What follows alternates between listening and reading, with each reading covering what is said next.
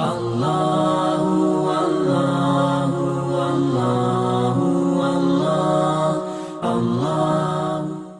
اللہ الرحمن الرحیم۔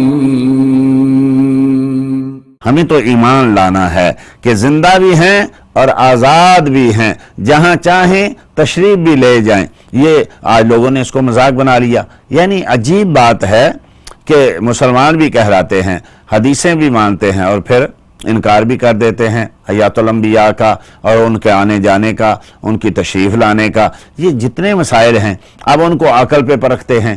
عقل نہیں مانتی بھی، تیری عقل کتنی ہے جو فیصلہ کر سکے؟ تیرے پاس ہے کیا جو فیصلہ کر سکے؟ تو ایک تو زندگی یہ ہے کہ جو قبور میں انبیاء کو، شہداء کو، اولیاء کو عطا ہوتی ہے، اور ایک زندگی وہ ہے جو ہمیں عطا ہوئی ہے۔ اب یہ کہ ہم دیوار کے پیچھے نہیں دیکھ سکتے، ہم یعنی بغیر کسی جہاز کے کسی جگہ جلدی سے جا نہیں سکتے، لیکن اللہ جل مجدہ کریم نے ان کو ان چیزوں سے جو ہے بھری کر دیا۔ وہ ان کئی جہازوں کی رفتاروں سے زیادہ رفتار سے چلتے ہیں، یعنی یہاں سے مصطفیٰ کریم چلے اور بیت المقدس پہنچے، بیت المقدس سے آسمانوں پہ، آسمانوں سے سدرۃ المنتہا، جنت، عرش معلیٰ، لامکاں، اور واپس آئے تو ابھی تک وہ دنیا ویسی کی ویسی تھی، ابھی تک وہ بستر گرم تھا، ابھی تک وہ ٹہنی کھجور کی ہل رہی تھی۔ تو یہ ساری چیزیں یہ ان کی رفتار ہے، ایک ہماری رفتار ہے، ایک ان کی رفتار ہے۔ تو ان کی رفتار وہ جو وہاں سے گئے اور واپس آ جائیں تو کسی کو پتہ تک نہیں چلتا۔ تو اگر کسی اپنے امتی پر کرم نوازی کریں یا کسی جگہ تشریف لے جائیں تو اس میں کیا حرج ہو سکتا ہے؟ ہاں یہ کہ یہ ہماری عقل سے برا چیز ہے۔ ہماری عقل جو ہے اتنی نہیں ہے کہ ان کی عظمتوں کو سمجھ سکے، ان کی معرفتوں کو سمجھ سکے۔ آج تو ہم یہاں بیٹھے ان چیزوں کو نہیں سمجھ پا رہا جو انگریز نے ہمارے سامنے بنا کے سائنسدانوں نے رکھ دی ہیں، ان سے کام تو لے رہے ہیں لیکن سمجھ نہیں پا رہا ہے۔ ہماری عقل سے وہ برا ہیں، تو وہ تو مصطفیٰ ہیں صلی اللہ تعالیٰ علیہ وسلم، جن کو رب کریم نے کائنات میں جو کچھ بھی دیا، جتنا کچھ بھی دیا، یہ ایک قطرہ بھی نہیں ہے جو رب کریم نے اپنے مصطفیٰ کریم صلی اللہ علیہ وسلم کو عطا فرمایا۔ یہ ایک ذرہ بھی نہیں ہے جو مصطفیٰ کریم صلی اللہ تعالی وسلم کو رب کریم نے عظمتیں عطا فرمائی ہیں۔ تو یہ ساری کائنات مل کے بھی وہاں ان کی گرد راہ کو تو نہیں چھو سکتی۔ تو ہمیں یقین رکھنا ہے کہ جیسے ہم ان چیزوں پہ یقین رکھتے ہیں کہ یہ چیزیں تسبیح بولتی ہیں، ہمیں سنائی نہیں دیتی، اس لیے مصطفیٰ اور انبیاء اور اولیاء کی حیاتی ہے، ہمیں شعور نہیں ہے، لیکن وہ زندہ ہیں، وہ جہاں چاہیں تشریف لے جائیں، وہ جو چاہیں کریں۔ رب کریم نے ان کو یہ ساری چیزیں عطا فرمائی ہوئی ہیں، ان کو آزادیاں دی ہوئی ہیں، ان کے اوپر کرم نوازیاں کی ہوئی ہیں۔ اب ہمارے علم میں نہیں ہے، یا ہم سنتے نہیں، یا ہم جانتے نہیں، تو ہم جو جانتے ہیں ان پہ مذاق کرتے ہیں۔ مذاق ہم پہ ہونا چاہیے تھا لیکن ہم ان پہ کرتے ہیں۔ کوئی کہے جی میں نے روضہ رسول سے آواز سنی، جیسا حضرت سیدنا سعید ابن مسیب رضی اللہ تعالیٰ کہتے ہیں 3 دن میں نے روضہ شریف سے اذان اور اقامت کی آواز سنی۔ اب صحیح حدیث ہے، سند صحیح ہے، لیکن جو نہیں ماننا جنہوں نے، وہ کوئی نہ کوئی اس میں سے یعنی نکال لیتے ہیں۔ بھئی جب تم حیات فی القبر کے قائل ہو تو پھر اس سے کیا انکار ہے؟ تو وہ کہتے ہیں نہیں جی وہ اور زندگی، ہاں زندگی تو اور ہے، زندگی تو ہے نا، حیات تو ہے نا۔ اب یہ کہ اس کی نوع کیسی ہے، اس کی قسم کیسی ہے، اس کو چھوڑیے، یہ بات کے مسئلے ہیں۔ پہلے یہ ہے کہ زندہ ہیں۔ اب وہ زندگی اگر میری اور آپ کی سمجھ میں نہیں آ رہی تو اس کی زندگی کا تو انکار نہ کریں نا۔ اجی برزخ کیا ہے؟ برزخ ایک آڑ ہے، برزخ ایک پردہ ہے، پردے کے اس طرف ایک زندگی ہے، ایک اس طرف زندگی ہے۔ وہ زندگی بہت بہت بہت افضل ہے، بہت بہت بہت اعلیٰ ہے۔ ایک زندگی یہ ہے ہماری جو ایک قسم کے قید خانے میں ہے، اپنی مرضی سے ہم کیا کر سکتے ہیں، کہاں تک جا سکتے ہیں، چند چیزیں کہیں یعنی تھوڑی سی مرضی چلتی، آگے اللہ کی قدرت، آدمی وہاں مجبور ہو جاتا ہے۔ تو یہ آیت کریمہ ہمیں بتا رہی ہے بھئی تم سنو نہ سنو، تم جانو نہ جانو، عقیدہ رکھو، ایمان رکھو کہ یہ ساری چیزیں رب کی تسبیحات بول رہی ہیں۔ سننے والے سنتے بھی ہیں، جاننے والے جانتے بھی ہیں، کلام کرنے والے کلام بھی کرتے ہیں۔ मुस्तफ़ा करीम उनसे कलाम करते हैं, वो सुनते हैं, वो कलाम करते हैं, मुस्तफ़ा सुनते हैं। ऐसे सहाबा हैं, ऐसे बेशुमार औलिया अल्लाह हैं जो इन चीज़ों से बातें करते हैं, कलाम करते हैं, इनकी समझते हैं, इनकी सुनते हैं। ऐसे ही जो है बहुत बेशुमार लोग। लेकिन अगर हमें ये यानी फजीलत नहीं मिली तो हम किसी का इनकार कैसे कर सकते हैं? हमेशा अपने आप को मलामत करनी चाहिए, अपने आप को देखना चाहिए कि भाई मैं चूँकि इस इल्म में नहीं पढ़ा, मैं इस रूहानियत के इल्म में नहीं पढ़ा, इसलिए मुझे इल्म नहीं है। आप किसी पे एतराज़ कैसे कर सकते हैं?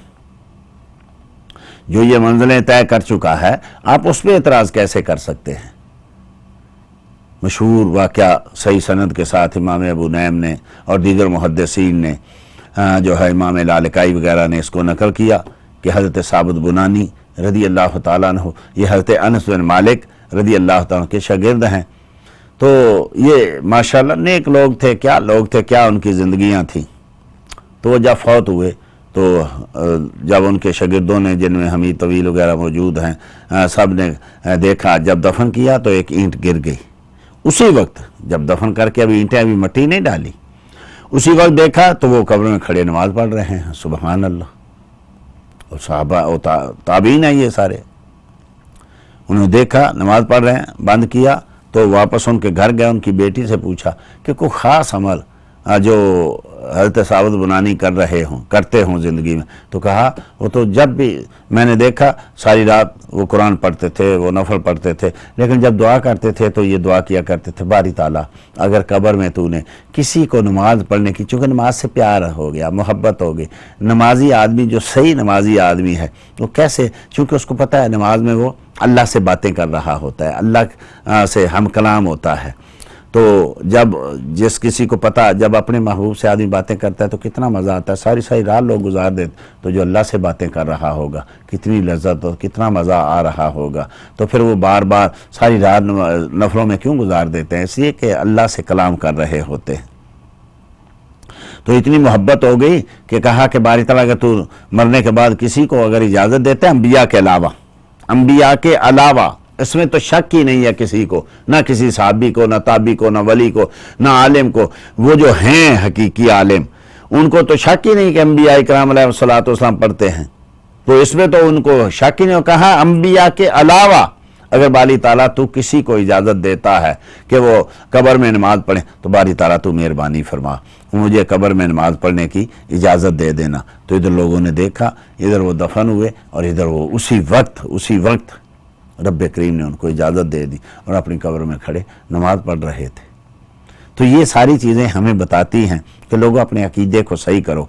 अम्बिया इकराम अलैहिस्सलातु वस्सलाम की हयात, ये तो बेशुमार दलाइल, और उम्मत का तकरीबन जो यानी सवाए मुअतज़िला के या और अहले बिदअत के जो फ़िरके हैं उनसे, अहले सुन्नत के चारों अइम्मा और अहले सुन्नत के अकीदों के इमामों ने तो इसमें कोई जो है वो शक नहीं किया। वो तो सब के सब अम्बिया को मानते हैं, हयात औलिया को मानते हैं, हयात शुहदा को मानते हैं। और फिर इनमें भी बहुत सारे लोग हैं जो जाके बातें करते हैं कब्र वालों से, औलिया से, अम्बिया से कलाम सुनते हैं, सुनाते हैं। तो ये आयत करीमा अल्लामा इब्न अरबी ने इस तरफ इशारा किया था कि ये अगर हम नहीं सुनते तो इसका मतलब ये है कि इसका इनकार नहीं। तो अगर हम शुहदा की ज़िंदगी, औलिया की ज़िंदगी, अम्बिया की ज़िंदगी को नहीं देख पाते तो इनकार नहीं करना चाहिए। जैसे ये तस्बीहात बोलते हैं, वो भी तस्बीहात बोलते हैं। ये इनकी इबादत तस्बीह है, उनकी इबादत जो है वो करते हैं, नमाज इबादत है करते हैं।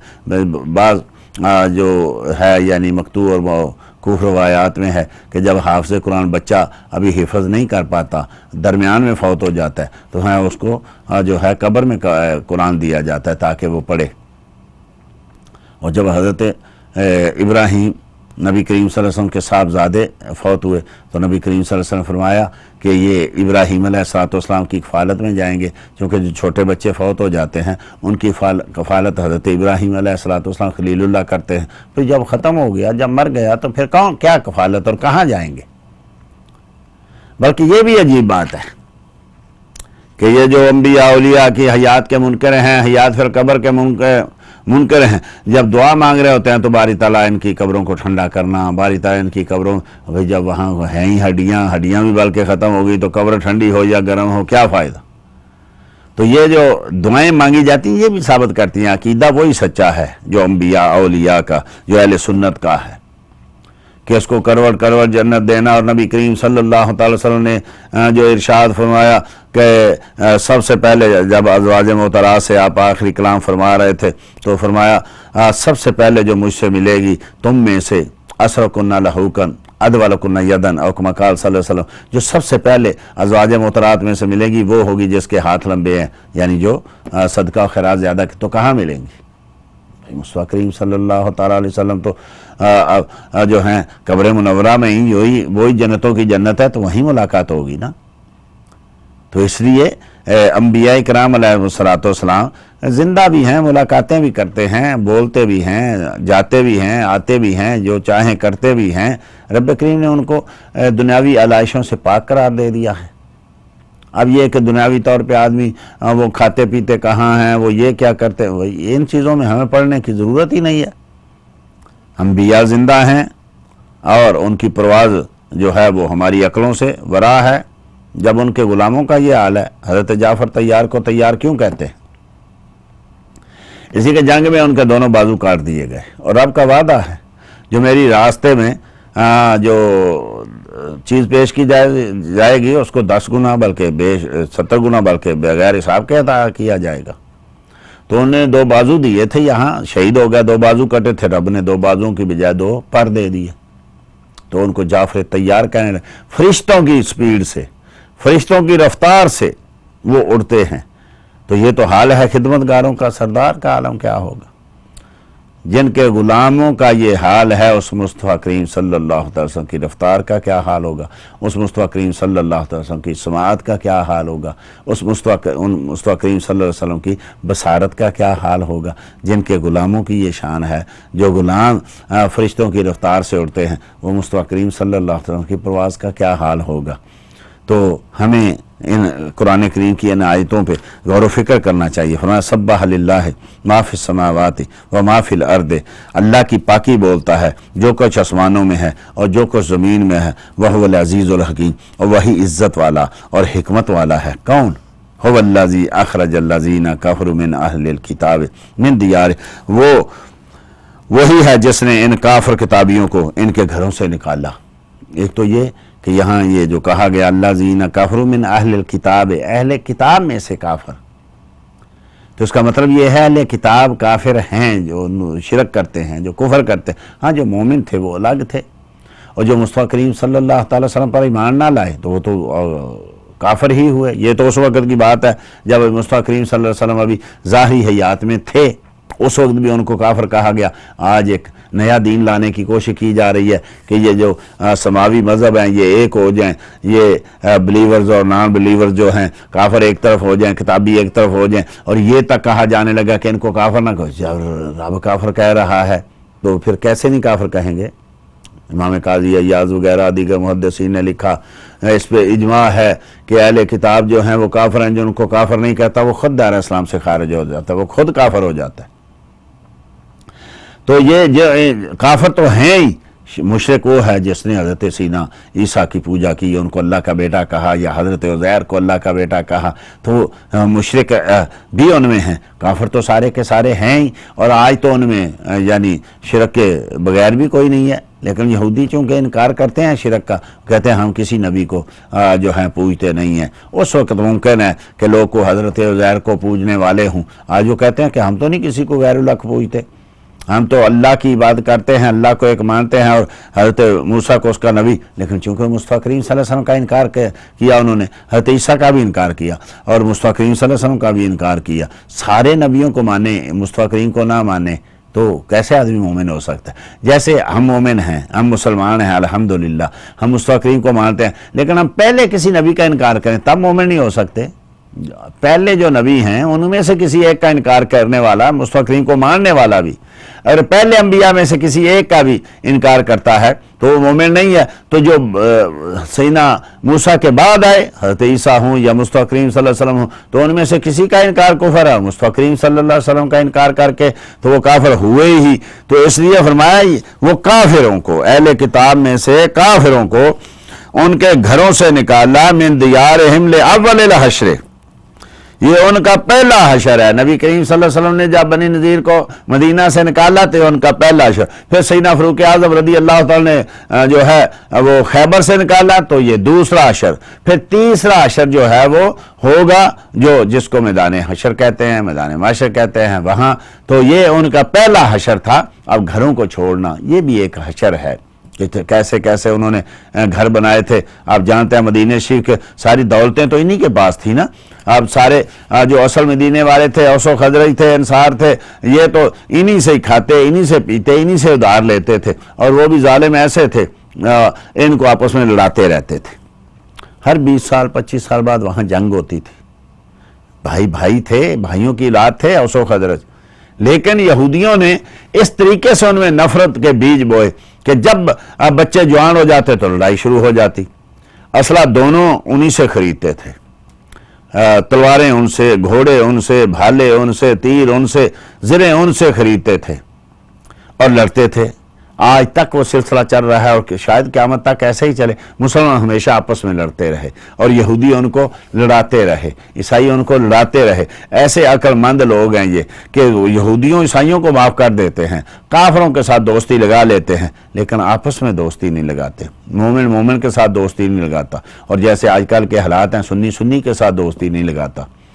ایسے لوگ بھی دیکھے جو بد عقیدہ کے ساتھ دوستی لگا لیں گے، ان کے ساتھ کہیں گے کہ بھئی ان کے خلاف نہیں بولنا، لیکن آپس میں اللہ اکبر دن رات ایک کر دیتے ہیں، فتوے لگاتے ہیں اور ایک دوسرے کو پتہ نہیں کہاں سے کہاں تک لے جاتے ہیں۔ تو فرمایا یہ پہلا حشر ان کا کیا کہ وہاں سے ان کو نکالا۔ ما ظننتم ان یخرجوا، اور تمہیں گمان نہیں تھا کہ یہ نکلیں گے۔ کیسے ہو سکتا، کیسے یہ ذہن میں آ سکتا تھا؟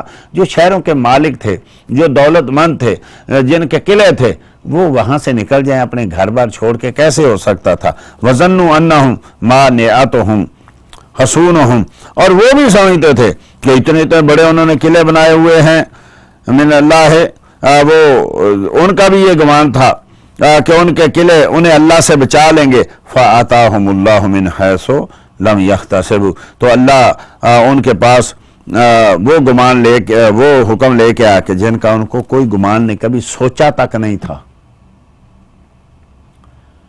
کہ یہ قلعے جو ہم نے بنائے، جو اتنے بڑی بلڈنگیں جو ہم نے بنائی، جو اتنے کئی منزلہ مکانات ہم نے بنائے، کیا ہم ان کو چھوڑ دیں گے؟ کبھی وہم و گمان میں نہیں تھا۔ لیکن جہاں ان کا کوئی وہم و گمان نہیں، رب کریم وہاں سے ان کے لیے حکم لے کے آیا۔